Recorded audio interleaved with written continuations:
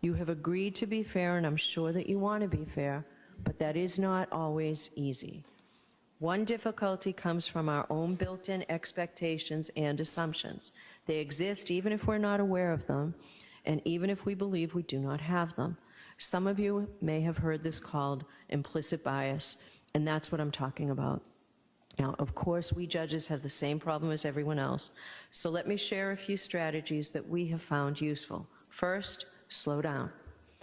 Do not rush to a decision. Hasty decisions are more likely to reflect stereotypes or hidden biases. Second, keep an open mind. Avoid drawing conclusions until the end of the case when you and your fellow jurors deliberate. Remember that when you deliberate, you will have all the evidence and all the time you need to make a careful decision.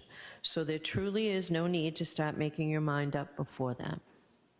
Third, you should listen closely to all the witnesses. That is the best way to ensure that you decide this case based on the evidence and the law instead of upon unsupported assumptions. Fourth, as you listen to the testimony about the people involved in the case, consider them as individuals rather than as members of a particular group. And finally, I might ask myself, would I view the evidence differently if the people were from different groups, such as different racial, ethnic, or gender identity groups? At the end of the case, I will remind you of these strategies and ask you to focus on the evidence instead of any unsupported assumptions you may have. All we ask is that you, individually and as a group, do your best to resolve this case based upon the evidence and the law without sympathy, bias, or prejudice, to the best of your ability as human beings.